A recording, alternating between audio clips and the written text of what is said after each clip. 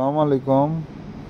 আপনাদের সাথে খুবই গুরুত্বপূর্ণ কিছু কথা শেয়ার করব। বিষয় হচ্ছে কাদার উপরে পেঁয়াজের বীজ বপন করা সম্পর্কে। কাদার উপরে পেঁয়াজের বীজ বপন করার জন্য প্রথমেই জমিটা ভালোভাবে সমান করে মই দিতে হবে। মই দিয়ে অথবা কাঠ দিয়ে সমান করতে হবে এবং খেয়াল রাখতে হবে জমিতে যেন কোনো প্রকার পানি বেজে না থাকে, কারণ পানির মধ্যে যদি পেঁয়াজের বীজ বপন করা যায় তাহলে কিন্তু পেঁয়াজের বীজটা হবে না, পচে যাবে। আপনারা এখানে দেখতে পাচ্ছেন পেঁয়াজের বীজ বপন করা হচ্ছে এবং আমাদের যে পেঁয়াজের বীজের বেড বানানো হয়েছে, বেডের পাশ দিয়ে যে নালাগুলার মধ্যে দেখেন পানি জমে আছে। এই পানিগুলা কিন্তু বের করে দিতে হবে। আপনারা দেখতেছেন এই যে দানা বোনা হয়েছে, অনেক সুন্দর করে বেড বানানো হয়েছে, পানি একটু নাই বেডে।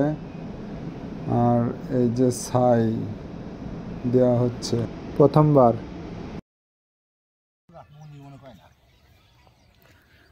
এই যে দেখতেছেন ছাই একবার দেওয়া হয়েছে, তারপরে আবার ছাই দেওয়ার উপর দিয়ে আবার দিচ্ছে। ভাই এটা কয়দিন পরে দিচ্ছেন ছাই? এটা ছাই দেওয়ার 2 দিন পরে দেওয়া হচ্ছে।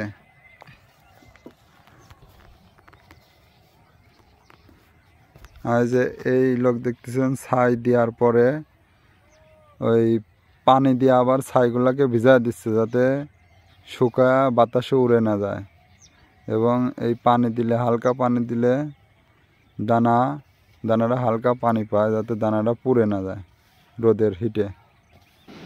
ছাই সাধারণত 1/2 ইঞ্চি থেকে 1 ইঞ্চি পুরুত্ব করে দেওয়া হয়।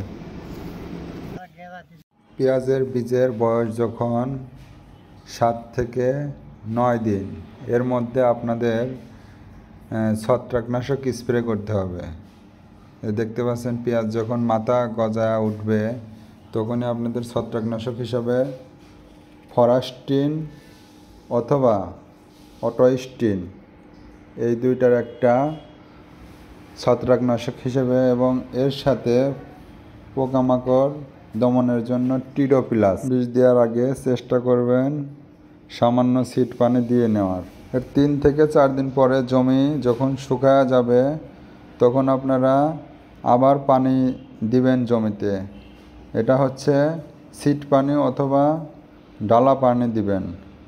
পরবর্তীতে আপনারা তার 1 থেকে 2 দিন পরে, অর্থাৎ দানার বয়স যখন 15 থেকে 17 দিনের মধ্যে, আপনারা দ্বিতীয় ডোজ ছত্রাকনাশক হিসাবে অ্যামিস্টার টপ অথবা রিডোমিল গোল্ড অথবা কপার এবং টেন্সকোর দিবেন ছত্রাকনাশক হিসাবে, এবং এর সাথে পোকামাকড় দমনের জন্য দিবেন সবিকন।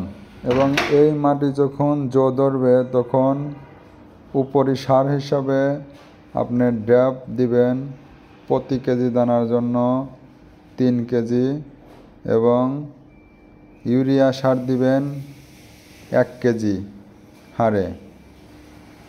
তারপরে আপনার পানি দিয়ে ভিজায় দিবেন। আবার পানি দিয়ে ভিজায় দেওয়ার পরে 1 দিন পরে আপনি আবার তৃতীয় ডোজ ছত্রাকনাশক হিসাবে রোবরাল এবং এর সাথে পোকামাকড় দমনের জন্য ইমিট্রাপ। এরপরে আপনার পেঁয়াজের বীজের বয়স যখন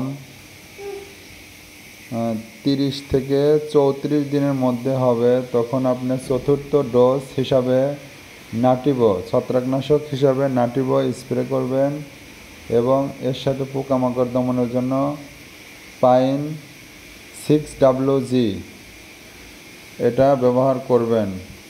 এবং এই নাটিভো কিন্তু দানা শক্ত করার কাজেও ব্যবহৃত হয়। এরপরে চারা ওঠানোর 2-3 দিন আগে আরেকটা স্প্রে দিবেন।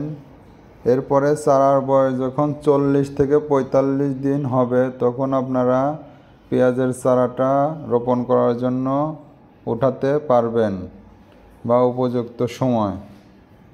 এছাড়াও আপনার জমির এবং পেঁয়াজের বীজের অবস্থা অথবা কন্ডিশন বুঝে আপনারা নিকটস্থ যে ছত্রাকনাশক বা কীটনাশক বিক্রির দোকান আছে ওনাদের সাথে পরামর্শ করে ব্যবস্থা গ্রহণ করবেন।